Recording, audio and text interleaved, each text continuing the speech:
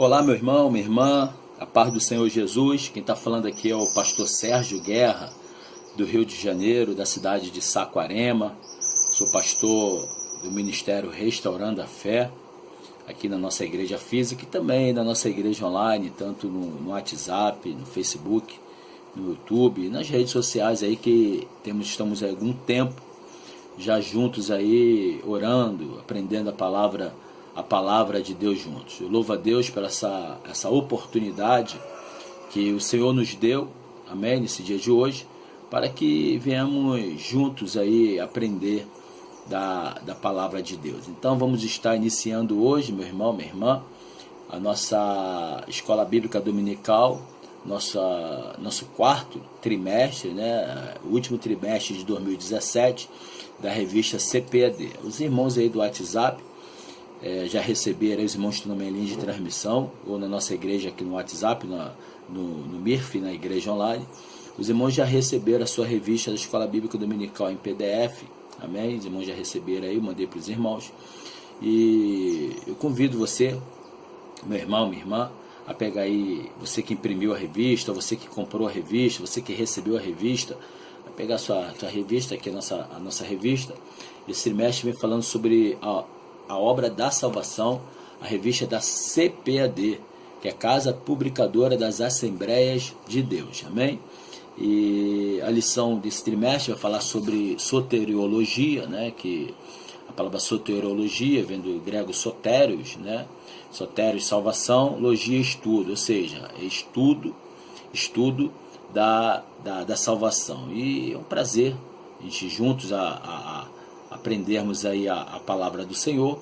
E uma coisa eu tenho certeza, o Senhor vai estar falando, profundamente conosco no dia de hoje. Deus vai falar contigo e dentro desse trimestre, né? Então essa lição ela equivale a 3 meses. Essa revista vai terminar em final de dezembro, amém? Final de dezembro, para início de janeiro iniciar um trimestre novo, uma matéria nova. Então Deus aí abençoe você.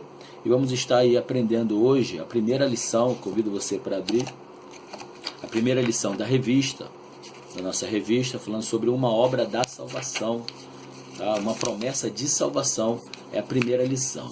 Evidentemente que essa matéria, essa aula, a Escola Bíblica Dominical, ela vai estar aí sendo ministrada em todas as igrejas, as Assembleias de Deus do Brasil e fora do Brasil, num domingo, dia 1º de outubro. Mas temos um bom costume, e até para também não interferir, né, os irmãos que têm a sua igreja física, a gente, de antemão, aí, a gente ministra o estudo bíblico para os irmãos. Às vezes, uma outra, Deus toca no coração, a gente faz ao vivo aí no Facebook, domingo de manhã. Mas geralmente eu gosto de fazer antes, tendo um tempo aí, para poder os irmãos aí também ter também aí uma fonte aí de enriquecimento, até para você também não ir para a EBD cru. Evidentemente as igrejas que têm a Escola Bíblica Dominical com a mesma revista que é da CPAD, amém? Então, meus amados irmãos, o texto áureo dessa lição diz o seguinte: e porém inimizade entre ti e a mulher, e entre a tua semente e a sua semente, esta te ferirá a cabeça, e tu lhe ferirás o calcanhar. Texto esse baseado em Gênesis capítulo 3, versículo 15. A verdade prática da lição é o seguinte: a promessa da salvação foi a resposta amorosa de Deus para reconciliar consigo mesmo o ser humano. Então a promessa da salvação foi uma resposta amorosa de Deus para reconciliar consigo mesmo o ser humano. A leitura bíblica em classe está baseada no livro de Gênesis capítulo 3, versículo 9 até o versículo 15. Gênesis capítulo 3, versículo 9 até o versículo 15. Diz o texto da palavra de Deus: e chamou o Senhor Deus a Adão e lhe disse: onde estás? E ele disse: ouvi a tua voz soar no jardim, temi, porque estava nu, escondi-me. E disse Deus: quem te mostrou que estava nu? Comeste tu da árvore de que eu te ordenei te ordenei que não comesses? Então disse Adão: a mulher que me deste por companheira, ela me deu da árvore e comi. E disse o Senhor Deus à mulher: por que fizeste isso? E disse a mulher: a serpente me enganou, eu comi. Então o Senhor Deus disse à serpente: porquanto fizeste isso, maldito será mais do que todas as bestas, mais do que todos os animais do campo. Sobre o teu ventre andarás, e pó comerás todos os dias da sua vida. E porém inimizade entre ti e a mulher, entre a tua semente e a semente, e esta sua semente, esta te ferirá a cabeça, e tu lhe ferirás o calcanhar. Amados irmãos, né, falando sobre salvação, esse tema, a queda do homem lá no Éden, sabemos, né, os irmãos sabem muito bem, que no início Deus fez ali um belo local, um belo jardim, para que o homem vivesse. Deus mandou os animais para que o homem desse os nomes ali. Só que Deus viu que o homem, ele não tinha ninguém à sua altura, né? Já aprendemos isso na aula anterior, não tinha ninguém à altura de Adão. E Deus resolveu fazer a mulher da costela. Ele fez a mulher para ser auxiliar, ajudadora de Adão, para ser ali sua companheira dia a dia, para poder viver ali, né? Viver bem ali no jardim do Éden. Só que caso Deus falou: pode comer de toda a árvore, menos do meio do jardim, porque o dia que você comer, você vai morrer. Então ali Deus deu um mandamento, mas como Deus dotou o homem de livre-arbítrio, de livre capacidade de escolha, Deus falou assim: olha, se você fazer isso aqui, você vai viver. Se você manter assim, você vai viver eternamente, mas se você manter assim, você não vai viver, você vai morrer. Então você tem que me obedecer. Só que aqui vemos a primeira sessão espírita, né, no planeta, né? Satanás entrou no corpo da serpente, e ali aquela serpente ali, o diabo usou a serpente e fez que a serpente até falasse ali e tirasse completamente ali o foco de Eva em obedecer a Deus, e ao ponto de ela comer daquele fruto, ela ofereceu ao marido, e o marido não vigiar e cair também. Quando a gente olha ali, Eva, a Bíblia não fala evidentemente, mas a serpente poderia ter investido também em Adão. Poderia ter investido? Poderia. Mas a serpente ali lançou seus ardis em Eva.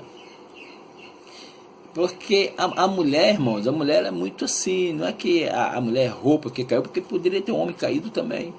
Só que a mulher, ela viu, tá? Ela viu que aquele fruto era um fruto muito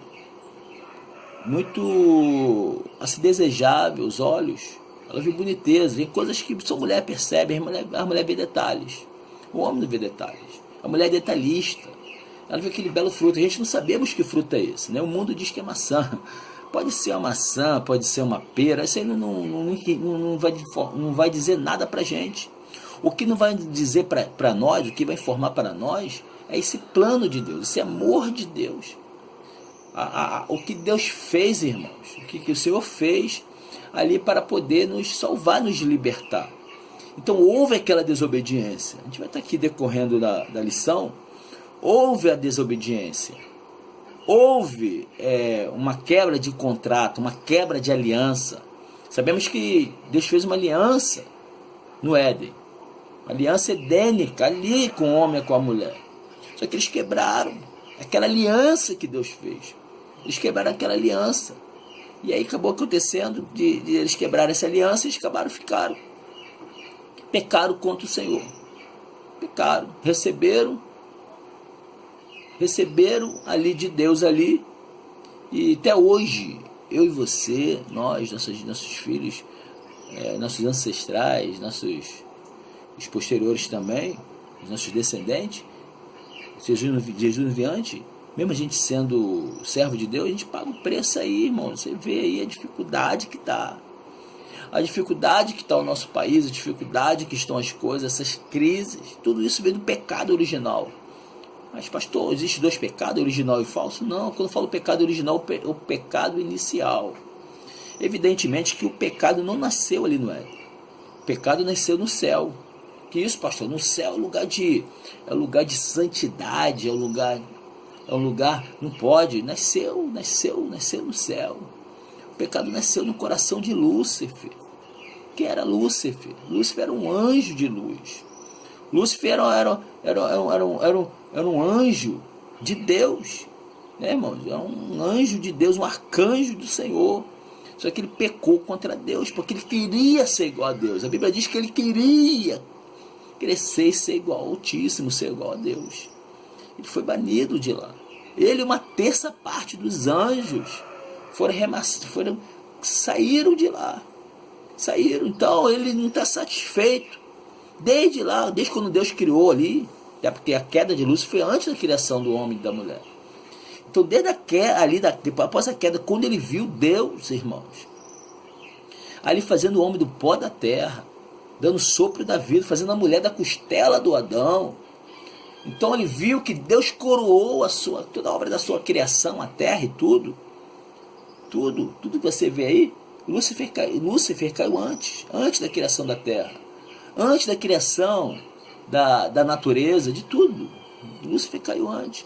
Então quando ele viu que Deus criou todas as coisas, Deus viu que tudo era bom, e Deus ali criou o homem, ali Lúcifer ficou atento, falou assim, calma aí, aquele ser que Deus criou é diferente da galinha que ele criou antes. Aquele ser que Deus criou é diferente do cachorro que ele criou antes. Aquele ser que Deus criou é diferente de todas as coisas que Deus criou. Por quê? Porque Deus dotou o homem de personalidade. O que é um ser pessoal? O homem foi dotado de uma personalidade, ou seja, ele é um ser pessoal. Ele tem intelecto, vontade própria e consciência. Então Satanás viu que Deus fez o homem à sua imagem e semelhança. A imagem moral, a imagem ali de Deus ali, inserida no homem, fez como é, eu sou, porque Satanás deve ter falado, olha, eu sou um ser pessoal, eu tenho sensibilidade, eu tenho vontade própria, eu tenho inteligência, eu tenho, Deus tem, eu caí, porque ele criou o homem com esse ser carnal, do barro, com essa mesma, um ser pessoal, com essa personalidade. Então com certeza o inimigo, Satanás, ele ficou irado, revoltado. E a primeira coisa que ele quis fazer, irmãos, é destruir a coroa da criação. A primeira coisa que ele lançou ali foi para destruir a coroa da criação. Para poder mostrar a Deus, olha só, o homem que tu criou. Olha a mulher que tu criou. Olha aí, porque o nome Satanás é adversário em hebraico, mas no grego, diabo significa o quê? Acusador. Olha aí ela, olha aí ele, olha aí ele que você criou, olha aí ela que você criou, olha aí, você está vendo? Olha aí, pecando contra ti, te botou aí, tu colocou ele dotado de um ser pessoal, de ter personalidade, mas olha aí, peca contra ti. Então o inimigo, ele investe grandemente na tua vida, para ele te acusar diante de Deus. Olha lá para Jó. Olha lá para Jó. Tentando acusar Jó de qualquer maneira. Deus dando testemunho de Jó. Seja igual a Jó, meu irmão, minha irmã.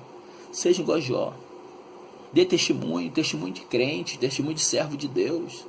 Deus te chamou você para brilhar, para ser um servo do Senhor, um homem ou mulher de Deus. Uma pessoa realmente que tem compromisso com Ele, tem compromisso com a obra dEle.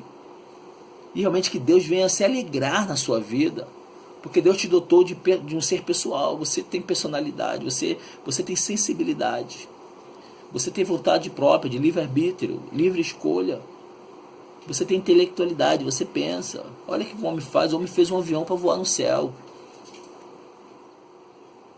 o homem fez armamentos, uma bala para sair de uma arma, até para matar o outro homem. O homem, até uma planta o homem faz igual, de plástico.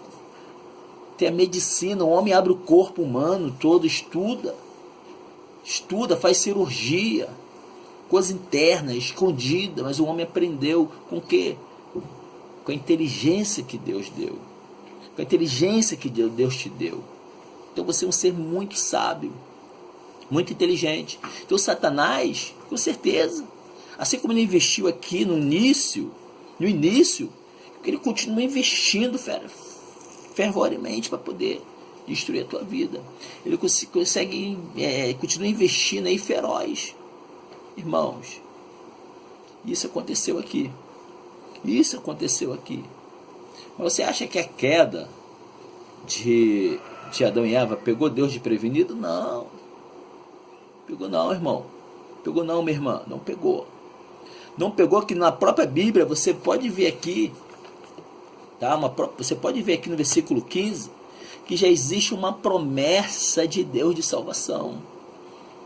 Já existe uma promessa de Deus de libertação. Já existe uma promessa de Deus. Você lê o versículo 15, e porém inimizade entre ti e a mulher, e entre a tua semente e a sua semente, esta te ferirá a cabeça, e tu lhe ferirás o calcanhar.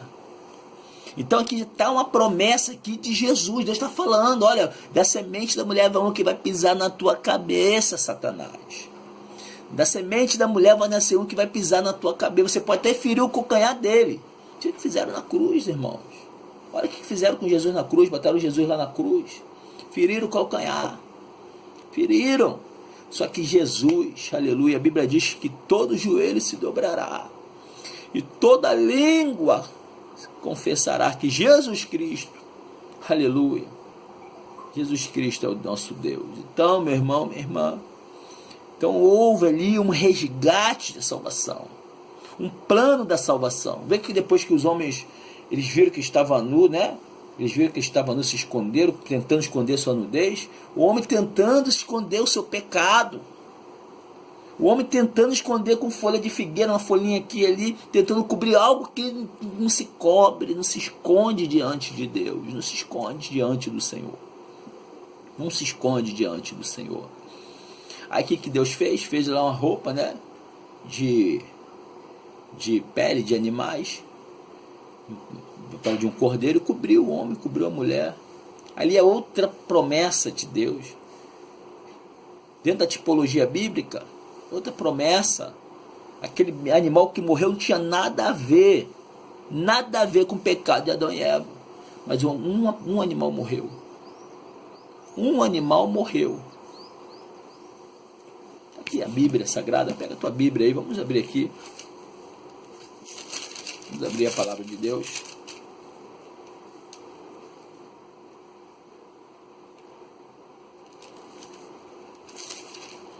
Gênesis capítulo 3, versículo 21. Gênesis capítulo 3, versículo 21. E fez o Senhor Deus a Adão e a sua mulher túnicas de pele e os vestiu. Túnicas de pele os vestiu. E que aquele animal teve de culpa. Aquele animal foi culpado pela queda de Adão e Eva? Não. Mas aquele animal foi morto. Foi morto para vestir Adão e Eva. Então aquele animal morto, que não teve culpa nenhuma, já também dentro da tipologia bíblica, que representa Jesus Cristo morrendo para nos salvar, nos libertar. Aquele animal que morreu ali, irmãos, tinha culpa nenhuma com o pecado de Adão e Eva, mas ele perdeu a sua vida, que representa Jesus Cristo, que não tem culpa nenhuma dos seus pecados, mas ele morreu para te salvar e para te libertar. Está conseguindo entender? Esse é o plano da salvação. É o plano da salvação. Vamos parar dentro da lição? A introdução diz aqui, ó, a salvação é um processo imediato e contínuo na vida do crente, que vai de santificação. É necessário que o nascido de novo conheça todos os benefícios dessa dádiva por intermédio da morte de Cristo, que ortogou lá na cruz. A vida plena, a paz, a alegria, a misericórdia, a graça, a bondade que o crente desfruta provém do milagre da salvação.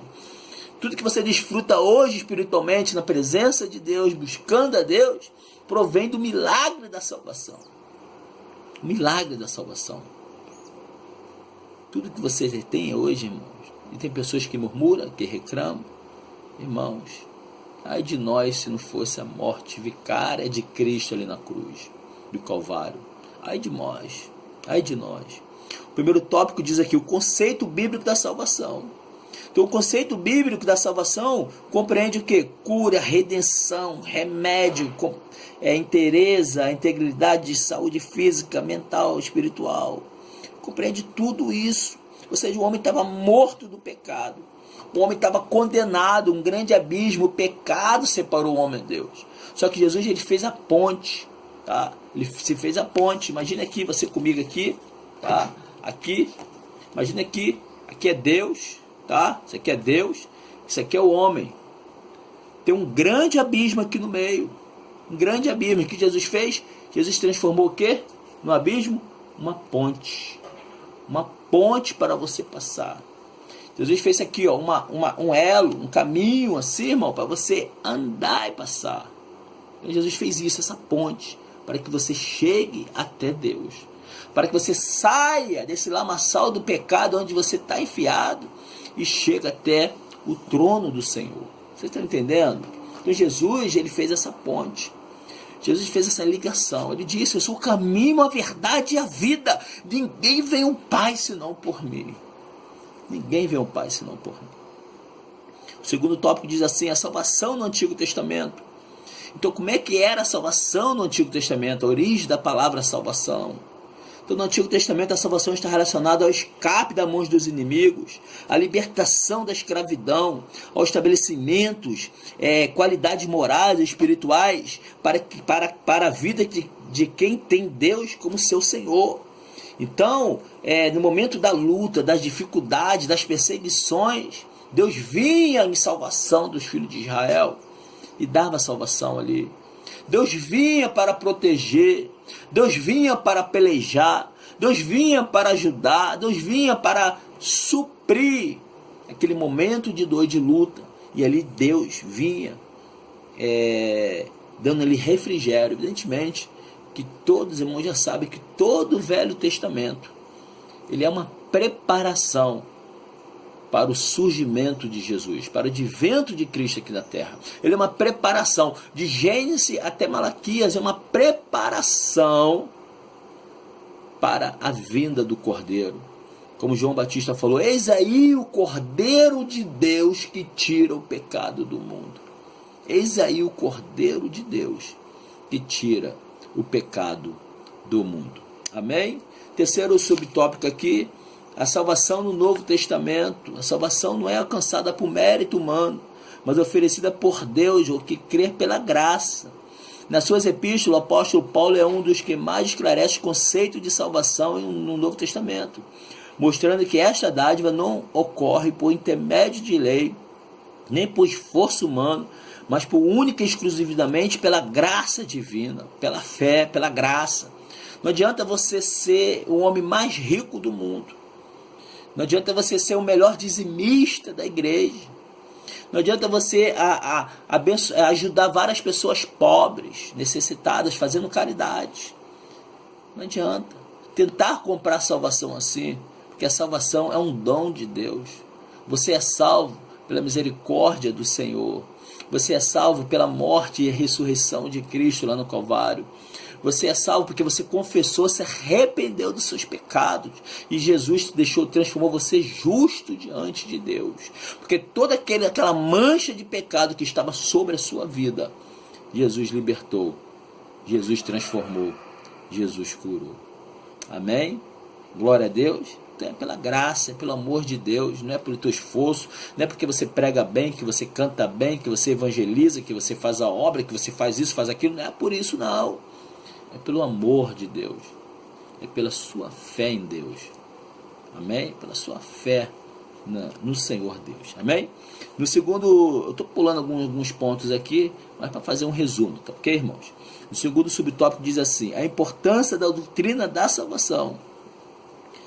A grandeza da salvação. Embora haja na vida do crente um momento de conversão, de ruptura com a velha vida, né, e de nascimento para a nova vida em Cristo, é necessário ter o desejo de conhecer mais a verdade de Deus.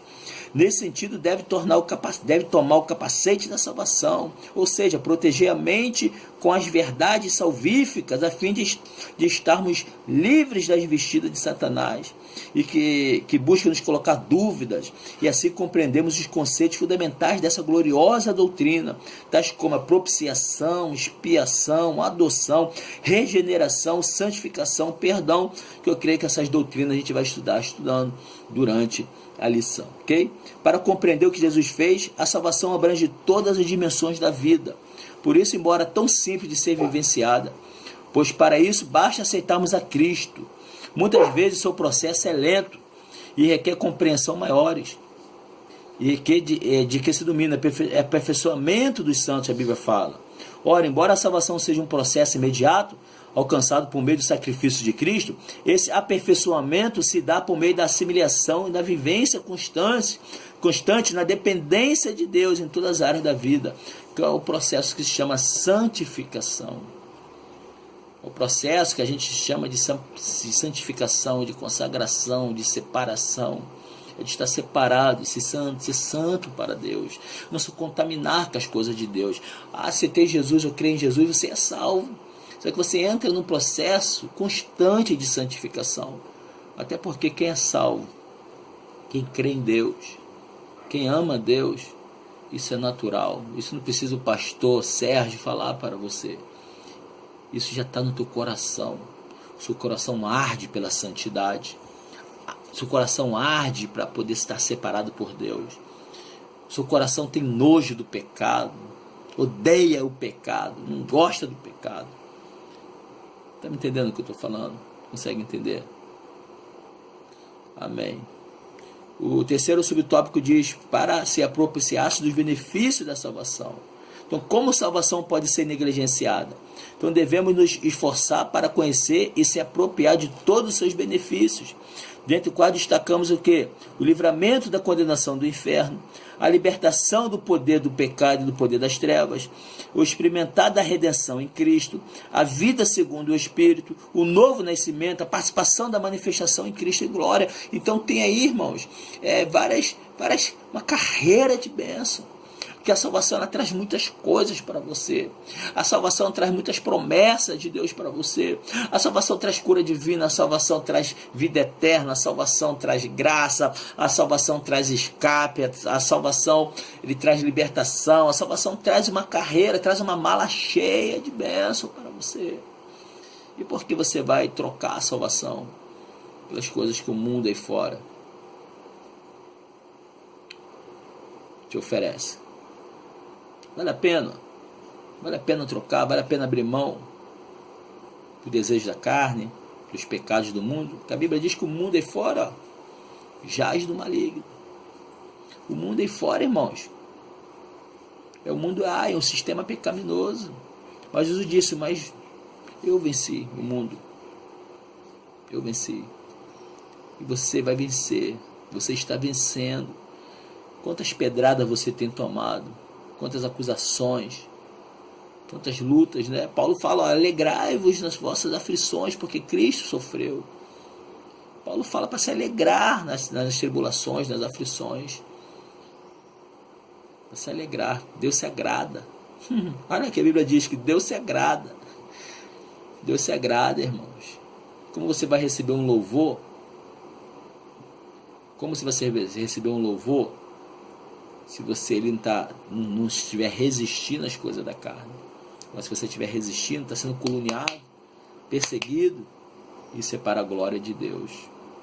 Isso é sinal que você está sendo, você tem o nome escrito no livro da vida.